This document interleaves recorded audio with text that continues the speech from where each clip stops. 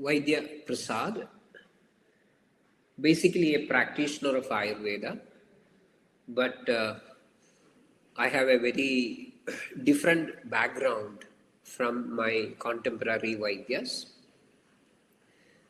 I happen to have my formal education in an Ayurveda college in Kerala years back, and fortunately, I happened to meet my guru, Vaidyabhushanam K. Raghavan Tirumulpadu, during the very first year of my graduation course.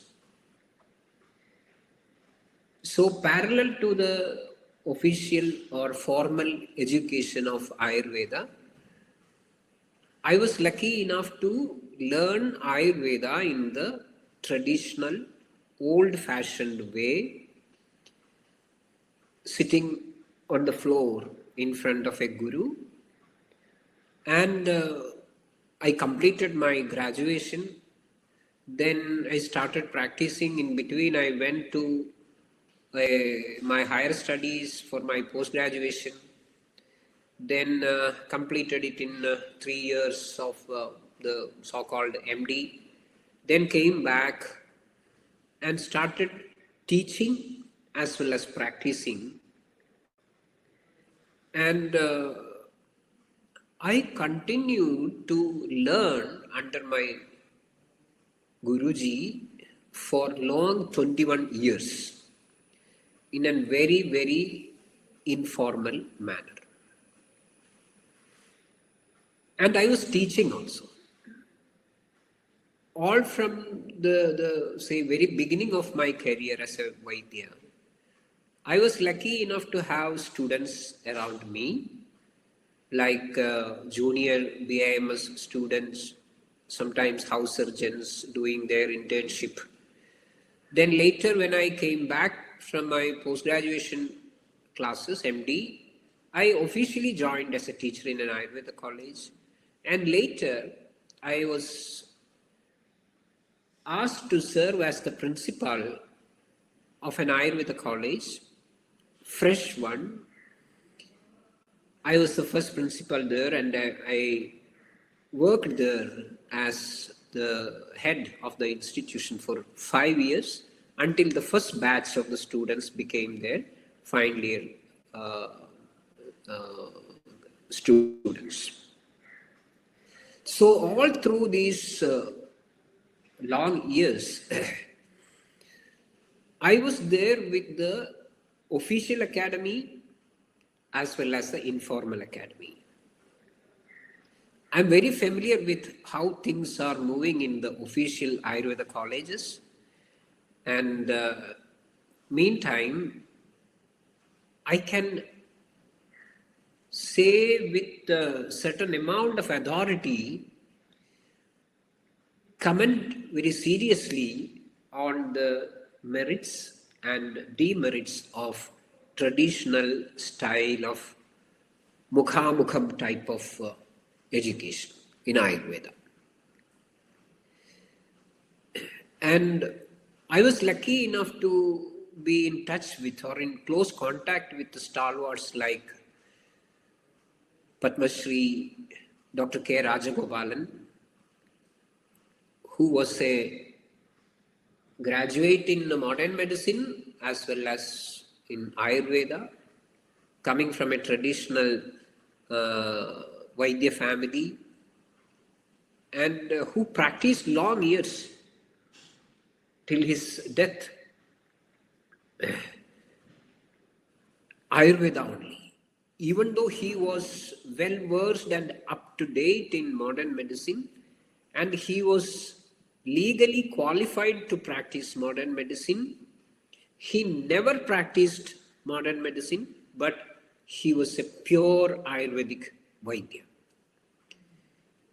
And he was guiding many research institutes across the state of Kerala, and he was a part of the so-called formative team of the Central Council of Indian Medicine way back. And we were studying under Dr. K. Rajagopalan for more than 10 years. And also people like the most respected Krishna Kumarji of Ayurveda Pharmacy, Coimbatore. He was such a wonderful fellow, such an amazing mentor for Ayurvedic students, young Vaidyas, practitioners, teachers, who was bold enough to start an Ayurveda college in a very young age, in a very peculiar manner, where all the students were residential, all the teachers were residential in the campus, and despite the so-called official syllabus and curriculum, he was planning something serious, not to make qualified quacks, to make genuine Vaidyas who are fully aware of the stuff of this traditional system of Ayurveda. And we have the products of that Ayurveda college around, in and around the country. All of them have made their signature in the field of Ayurveda some way or the other. So with this background, I think I should say something about the current Ayurvedic education system, point by point, my observations regarding the pros and cons, and from my own experience of making an experiment in the modern academy, maybe the most recent experiment in Ayurveda Academy, and some suggestions which I have drawn from my close observation of the present status of education of Ayurveda in the country. I think I will come to a presentation in this regard. Yes, revisiting Ayurveda education. To start with, let me offer my pranams to my most respected Guruji Vaidya Bhushanam K. Raghavan Tirumurpada, who is no more. And I promise that I will not end up this presentation or this lecture as just as a blame game. I don't want to point my index finger on one or the other as responsible for the present condition of Ayurvedic education in the country. I'm also a part of it. I'm also equally responsible, but still I think I should make some open statements in this regard. See, in 2020, the year 2020, we have more than 7 lakh registered Ayurvedic practitioners, including the non-institutionally qualified ones in our country, India. And out of this 7 lakh plus registered Ayurveda practitioners, Ayush practitioners, Ayush, of course, you may be knowing, is a common name for other traditional systems, including homeopathy, which is not a traditional system, of course. And out of this 7 lakh plus, 3,64,000, almost 51% are that belong to Ayurveda, that huge number in the country. And if you look at this huge number of Ayurveda Vaidyas in the country, I should say that the maximum, I am underlining that maximum, the maximum number that one can expect to practice Ayurveda in its true sense may be less than 1 lakh. It will be nowhere around 1 lakh. I should come down even to 50,000 sometime. But I am giving the maximum liberty. That means less than 1/3. Only that much Vaidyas are practicing Ayurveda. The others, a huge number, more than 2/3, are practicing other system, allopathic system, which they are not supposed to, which they are not trained for. And this situation should make us think, where do we stand post-independence? In the year 1921, if I'm right, if I remember it properly, in the year 1921, the All India Congress Committee meeting held at Nagpur made an important resolution at that time.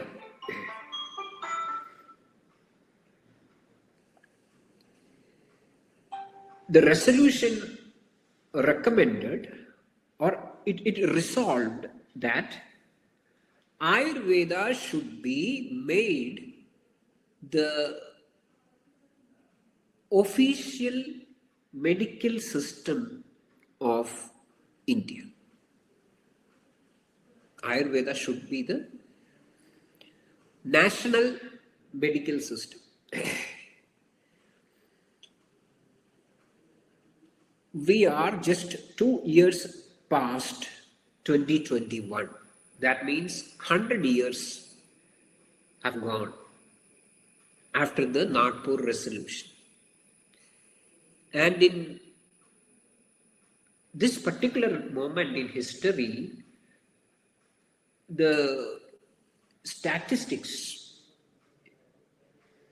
reveals the fact that more than 2/3 of the practitioners of Ayurveda qualified from some recognized colleges.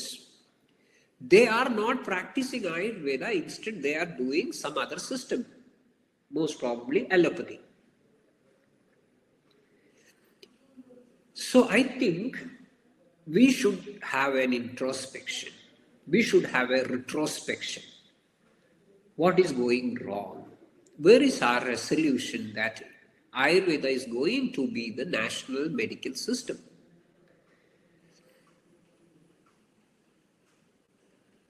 So it is with this background that we should look into what is happening to Ayurvedic education in the country.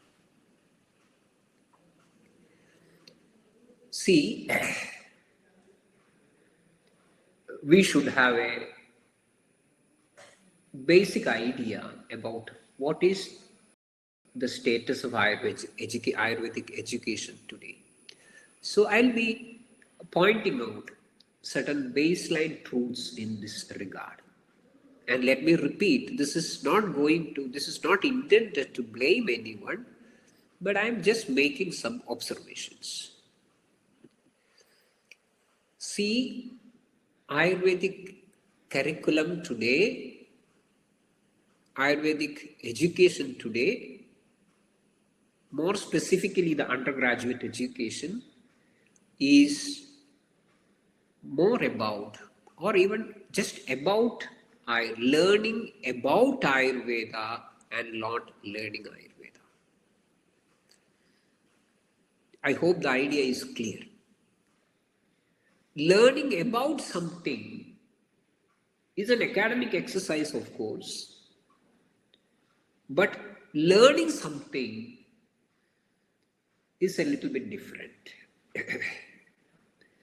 Somebody who has learned about Bharatanatyam for 2 years or 10 years as part of an academic program and prepared maybe a huge thesis about the various schools of Bharatanatyam and compiled a wonderful work and submitted this for maybe his doctoral or postdoctoral degree with a long work of 5 years or 10 years.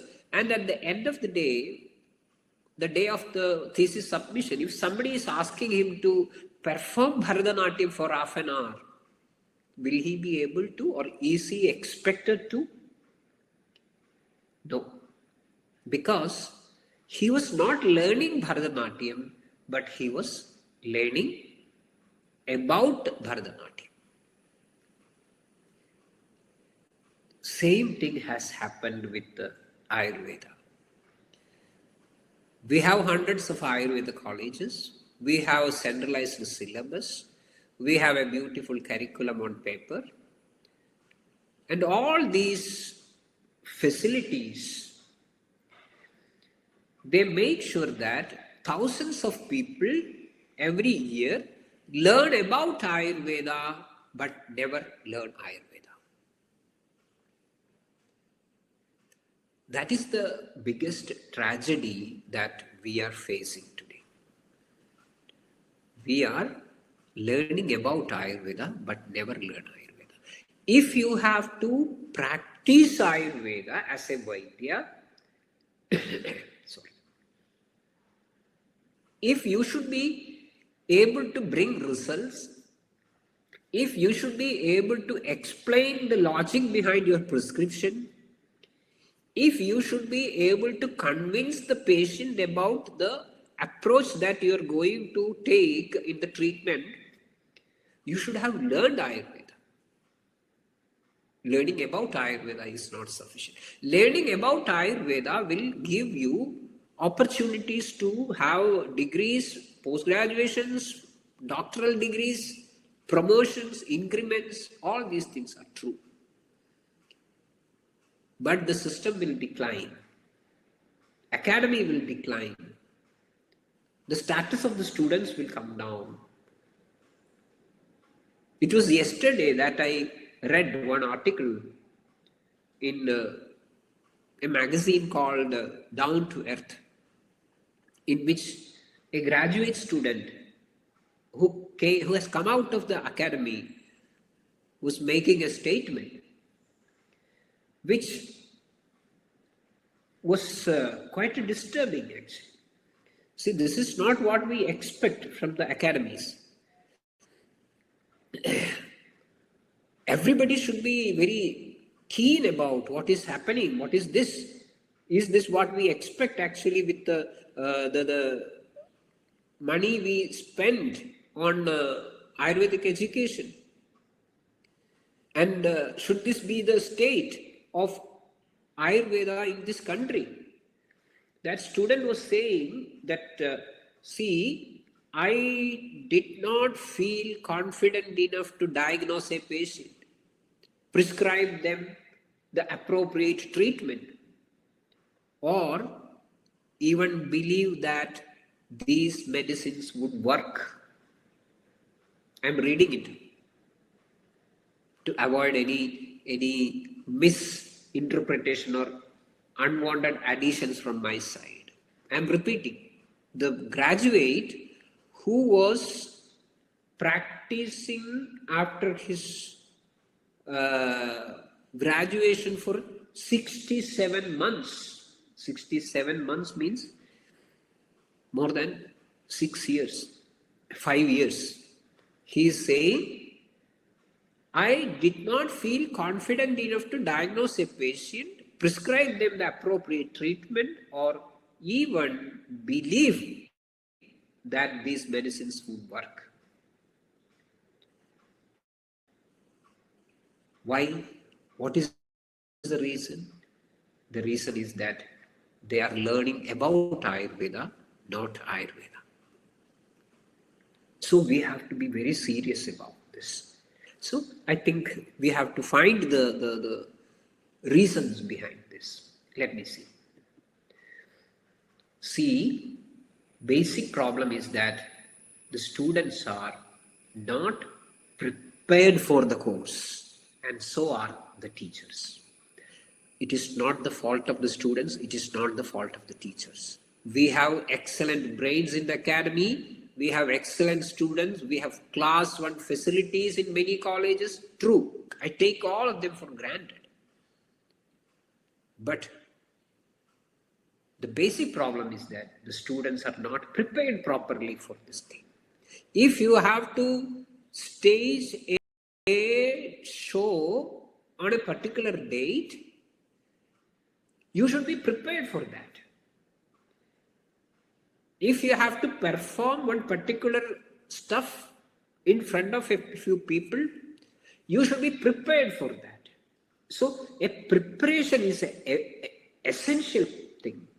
But the students of Ayurveda are not prepared for that preliminarily. Similarly, the teachers who has excellent academic background, who put all their sweat onto the field, who took all the pain to make notes and books, but basically they are not prepared for teaching Ayurveda.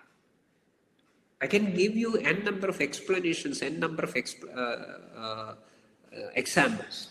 We will come to some of them in the coming part of the slides. Yes, as far as the students are concerned, the transitional jerk, what they feel in the present situation, present scenario, they never come out of it. As we all know, the present system of our school education is not meant for Ayurvedic education in their higher studies. So that preparatory phase is not there, so there should be an efficient transitional phase.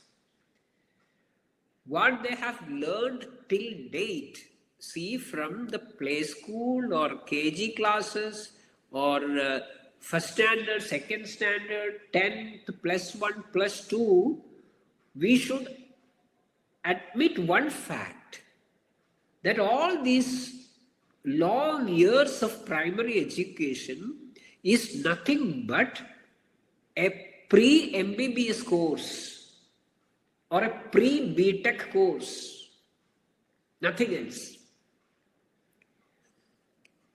Basically, it is a pre-MBBS course or a pre-BTech course. We don't have a pre-BIMS course. So, somebody who is coming from an entirely different stream, from who are residing in a country where an entirely different language is spoken, immediately getting shifted to a new domain where everything is strange. The language is strange, the grammar is strange, the alphabet is strange, the people around are strange. So what should be done? There should be a strategy how to tackle this transitional jerk. But unfortunately, our students are not inducted to the course properly. It is a fact. There are many methods for that. Recently, the National Commission for Indian System of Medicine, they have started a 15-day induction module. But for that induction module, what do we do? It is actually a mockery, I should admit, I should say. It never serves the purpose of healing the transitional jerk of the students. I used to go to the colleges, at least 3-4 colleges every year, as part of giving a lecture during this transitional stage. And I used to talk to them, the students. So our students, the youngsters, are not inducted to the program properly. And if you forget about the induction stage, if you go through the entire course period, as the induction has not happened properly, the teachers and the students together start working on the Ayurvedic theory and practice with a prejudiced evaluation strategy using the allopathic principles or the principles of the modern medicine, which both the teams are familiar with. Both the teams are familiar with. So this is the picture which is happening almost all through the course. I do not mean that there are no exceptions. There may be exceptions. There can be or there are exceptions. But those exceptions are not sufficient to be highlighted as examples. That is the problem. Then, all through the course period, the students learn more allopathy than Ayurveda. They learn more allopathy than Ayurveda. That too, in the formative days itself.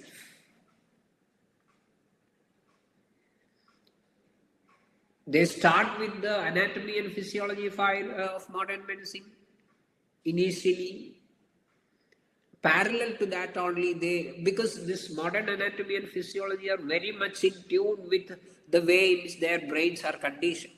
So they find it as a comfort zone. Teachers also make it something like a walk-through zone, a comfort zone, where there are minimal issues of communication. Later, when they start the clinical training, all the basic clinical methods or the training is given based on allopathic textbooks and allopathic methods. Basic clinical training given to an Ayurvedic undergraduate student is allopathic, not Ayurvedic. Then how can you expect these students to evolve as Ayurvedic doctors or Ayurvedic Vaidyas? And the allopathic clinical methods, okay, take it for granted, are taught not by expert allopathic clinicians, but by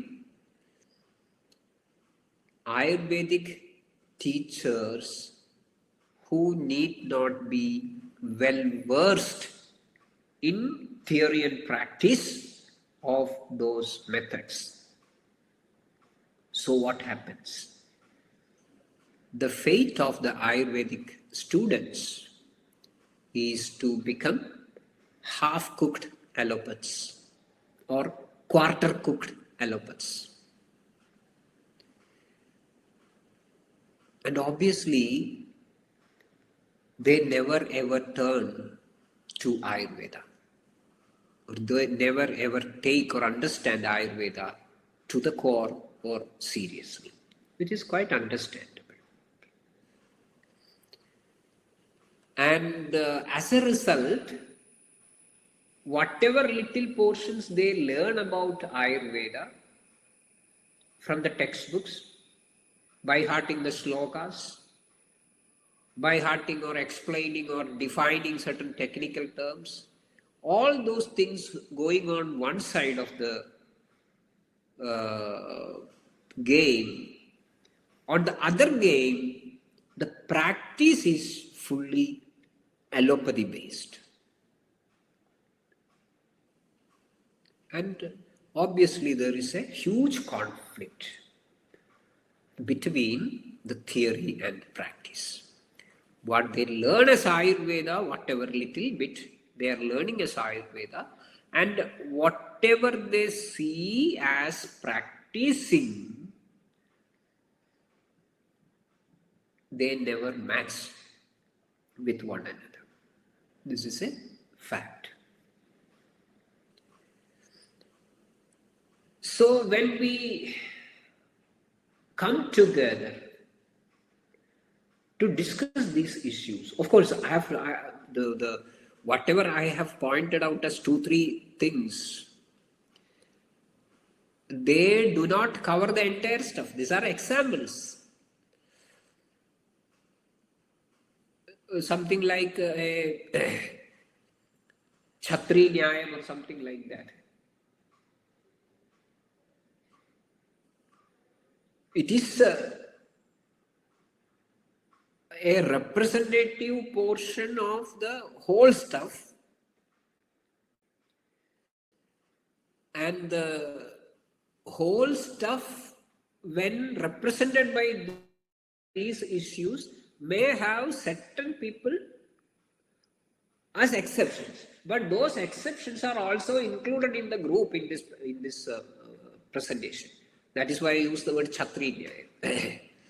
The 1 or 2 people who are not having umbrella in their hands, they are also included in the group. And in our conversations, we should have certain questions aired.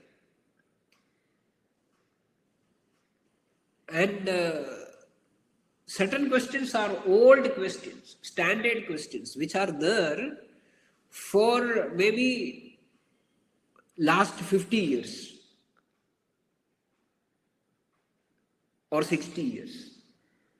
We will find some of them, and we will discuss some questions in detail. One interesting question, everywhere we find that, should the history of Ayurveda be taught? Is the history an essential component in learning a Shastra? That is the question. Especially, we say that a medical science, that is the word we use. Should a medical science,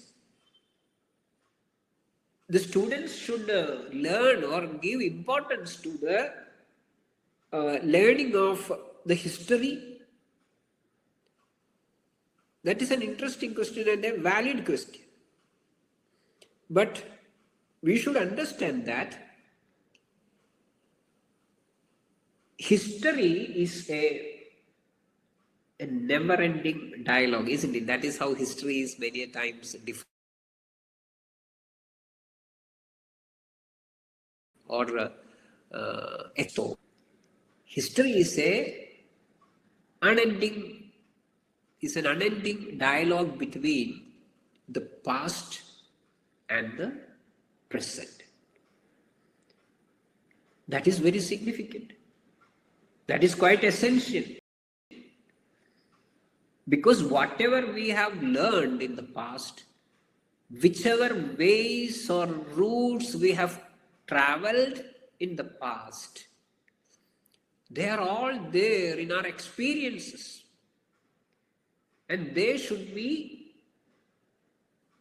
taken into account in every step of the present, so that we can move comfortably with focus, with more vigor, more power, more concentration to the future. So learning history is essential. But that should be history. In Ayurveda, of course, the history part may be very limited, because the way in which the history is documented in India is a little bit different. We will have to find out the facts from a group of songs or fictions or mythologies or whatever it is. So when you learn the stories or the songs or the kavya or whatever stuff is there which we have gathered from the past, we call it as itihasam. Itihasam need not be facts, but there will be facts behind or between those stories. So it is already high time that those facts are separated and put together as the history, and the rest of the things are rewritten, relabeled as the mythological part or the story part or the fiction part of the evolution of Ayurveda. So there should be a sense of discrimination, which is to be taught, which is to be learned, which is to be taken for granted, which is to be discarded, which is to be enjoyed, which is to be celebrated. So this sort of a sense should be there. But the bulk of the grossness of the myth or fiction or kavya or songs never makes it proper or judicious to say that no history part is needed in the Ayurvedic education, especially in the undergraduate education. But there should be a limit, and there should be a well-defined aim, what it is meant for. While learning something or teaching something, certain points are important. We should specify what should be learned, then how it should be learned, and the third is why it should be learned. That is very important. So what should be learned, how it should be learned, and why it should be. This why it should be learned should be well defined. Then nobody can say that history is not an essential part of Ayurvedic learning. Then another very interesting question that is there in the air is, are the Maulika Siddhantas relevant today? It's quite an interesting question. It is something like,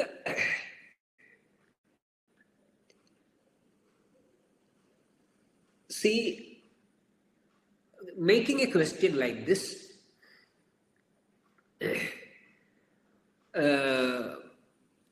we are going to make some sort of a particular form of art, which makes it quite distinct from all other types of or art forms, all other art forms. And the very peculiar nature of this art form is that this is done with the colors made from the nature. So it is an art form, a painting method where all the colors are made from the nature. Later on, we have n number of options of making watercolor, oil paint, acrylic, or whatever it is. And then we say that, okay, now whether using this natural color is relevant, it appears to be a very genuine question. But the thing is, the only originality of or the uniqueness of that particular art form was that it was done using natural colors, colors which are sourced from the nature.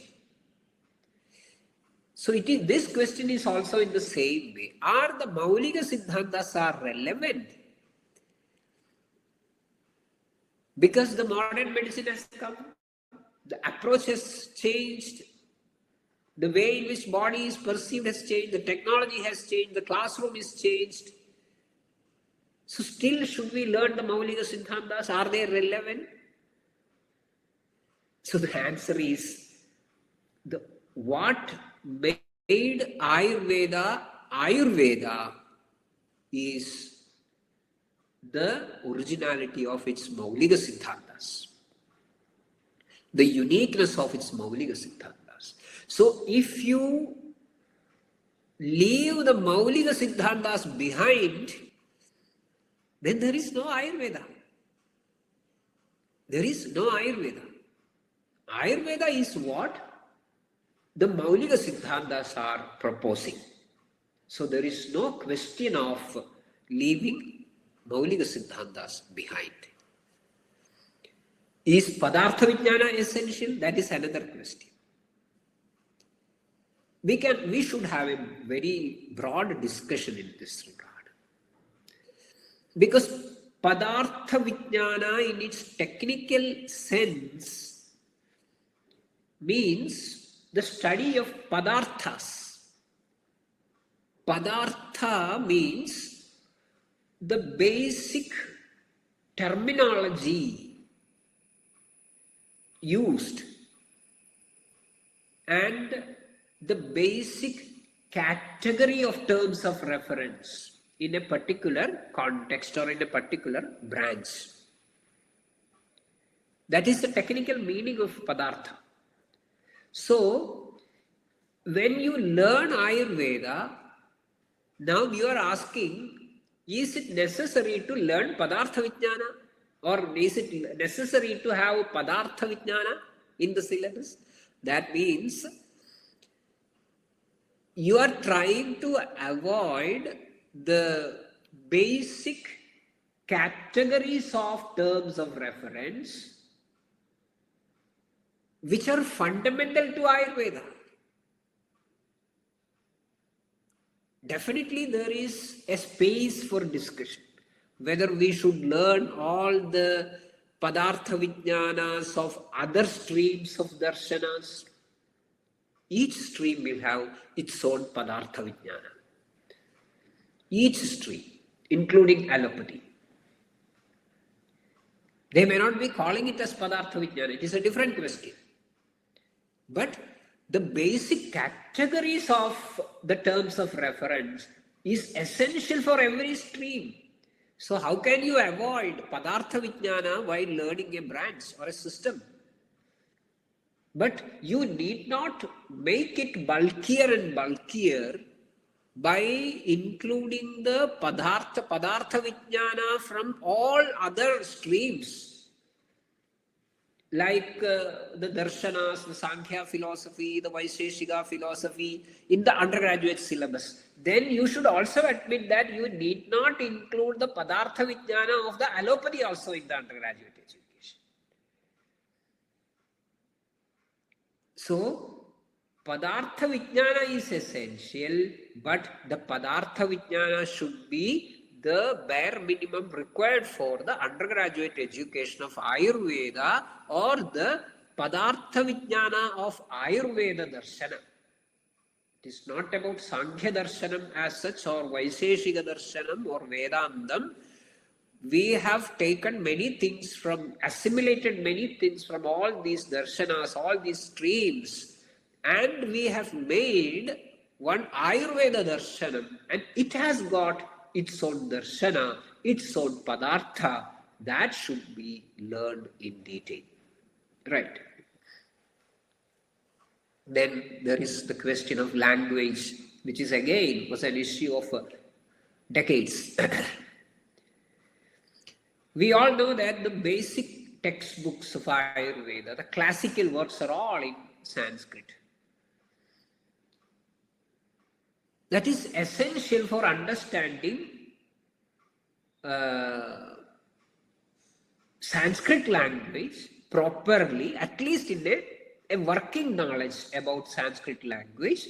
so that the student, the learner, will be able to approach the classical textbooks first hand, need not depend for all situations on the commentaries of various grades and standards. You can't expect all the commentaries to keep the high standards that the students require. You can read all the commentaries, but you should have the command in the language to at least to that extent, so as to go straight to the classical literature and read it to have a first-hand understanding of the ideas. Then this is another serious question. Can Ayurveda diagnose diseases? Is there a clinical method original to Ayurveda? From my experience, from my very deep introspection, critical introspection, I would say that Ayurveda can diagnose diseases. Ayurveda has a clinical method, which is original. We can have a number of excuses that in the flow of time we have lost many of these methods. We are handicapped that way. The way in which all these things were understood in the ancient times are no more available. Could be. But that is not an excuse for keeping the entire methodology away. If you have to treat a patient in an Ayurvedic way, you should have an Ayurvedic understanding of the patient. You should have an understanding of the Ayurvedic understanding of the Vyadhi. Rogamado Pariksheda or Adura Pariksha, then Roga Pariksha. All these things are to be done in the Ayurvedic method, and that should be properly bridged. Then only you will be able to find a solution, put forth a treatment program in the original Ayurvedic way.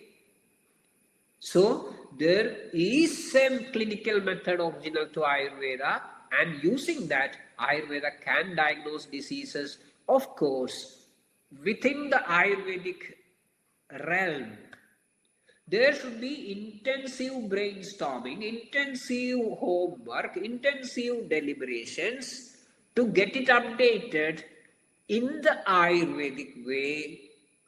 I repeat, in the Ayurvedic way, with all the inputs that are available in the present situation, in the present situation of the stream of knowledge everywhere, which will obviously cover the observations made by the scientists or the researchers of all fields around and all streams working in the same field. So what can we do? My point is restricted to the undergraduate education. I have experimented on certain things, and I have seen certain results on it in the recent times. Based on that, I have some proposals in this regard. See, my basic idea or proposal is that Ayurveda should be taught in the Ayurvedic way, in the Ayurvedic premises. Ayurveda should be taught in the Ayurvedic way, and the premise in which this is happening should be Ayurvedic. That premise is defined by or made by the earlier things what we were discussing. There is language in it, there is Ayurveda darshanam in it, there is Padartha Vijnanam in it, there is Ayurvedic clinical methods in it. When that is happening, I think we can have an original Ayurvedic undergraduate education. And we should make the education sensible. First, let a new student see the system working. So instead of teaching the modern anatomy and physiology to the first year students, let them work with the Kaya Chikitsa and Panchakarma with continuous patient care and involving them in minor Kriya Kramas. Forget about everything. It is something like learning a language.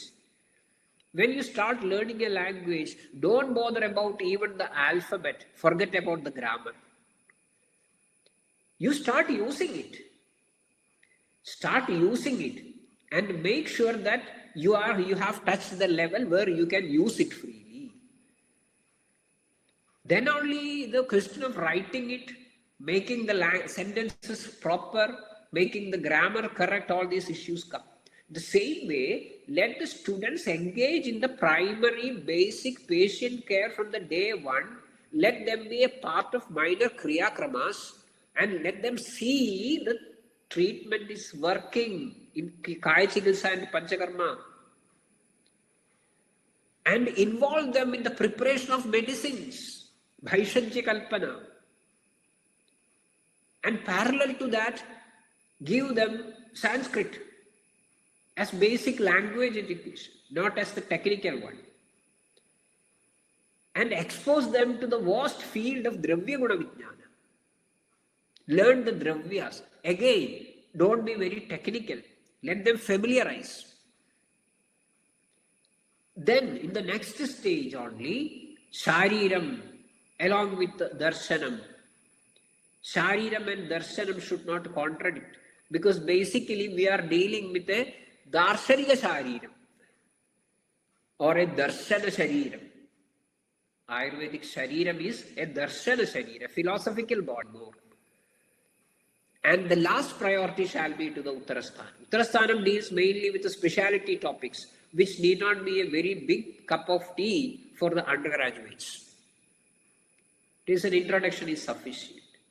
So make the entire stuff sensible and make Swadhyayam and Vakyartha a regular events, especially in the beginning.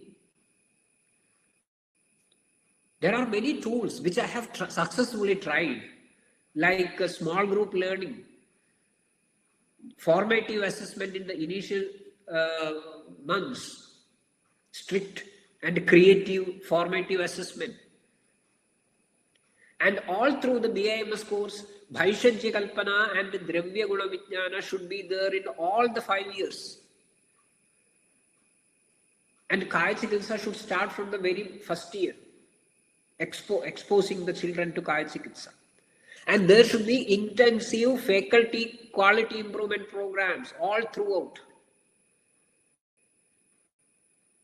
And we can try mentorship programs where we can incorporate the regular teachers in the institute and experts outside the formal academy.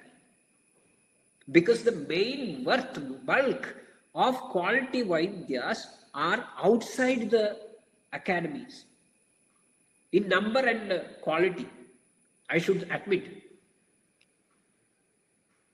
And for the beginners, always the fundamentals should be taught by senior teachers. And the basic clinical training should be given in Ayurvedic methodology. And my firm, well-thought stand is, for the first 2 years, no allopathic topics should be taught. No allopathic topics should be taught to a BIMS student for his first 2 years of course. The importance of Shariram, I have already mentioned. That is very, very crucial. See, in a very light sense, we say that there is no allopathy body, no Ayurveda body, no homeopathic body, human body is common to all. No, that is a wrong notion. Ayurveda cannot be taught on an allopathic body. That is why I told in Ayurveda it is Darshana Shariram, it is Guna Shariram. So the way in which Shariram is taught is so crucial. And there is a general notion, even among the teachers of Ayurveda colleges, that The Shariram in the Ayurveda is a primitive idea that the ancient Indians had about human body. It is not so. It is not about the primitive idea of the ancient Indians. But it is the specific narrative on human body designed to connect the Trudosha Siddhanta with the Chikitsa, with the Nidana in between. We can update it. We can add new things. We can modify it. We can rectify it. We can clarify it. Doesn't matter. But the way in which Ayurvedic Sharira is designed, that is so crucial. And the key target of Ayurvedic undergraduate education should be to enable the students to translate the Sharira to Prakriti Vikriti Vijnana and evolve to the stage of Chikitsa. And parallel to this, complementing this, the Dravya Guna Vijnana and Bhaishajya Kalpana should come together. This is the way in which Ayurveda is to be taught to an undergraduate student. What we can do, we have hundreds of colleges, maybe 400 plus colleges. Is it possible to change all the curriculum in such a way all of a sudden? And interestingly, in most of the colleges, the students are taught in such a way so that they can practice allopathy comfortably after the graduation. So can we change all these things in a fine day morning? No. Then what we can do? We have to start doing some bold experiments. What could be the experiment? Number one, start a few model colleges of Ayurveda. Maybe less than 10, it doesn't matter, all across the country. Where Ayurveda is taught in an Ayurvedic way. Ayurveda is learned in the Ayurvedic way. So a traditional style of teaching and learning is adopted. And give these academies autonomy in course designing, faculty selection and student selection. Support them, even as an experiment of preserving the traditional Ayurvedic system. Doesn't matter. And let us wait for next 10 years. Let us see what is happening, what is coming out of it. This could be a wonderful experiment that we can try at this point of time so that there will be evidence. We are all speaking about evidence, no? So generating evidence could be the best way out at this present situation, and let us see. Thank you very much. So I have shared some of the very basic thoughts about what we can do in the educational sector. What is the present status? What are the overall picture? So this is a kind proposal. Let us see. Thank you very much. Thank you, Mandana.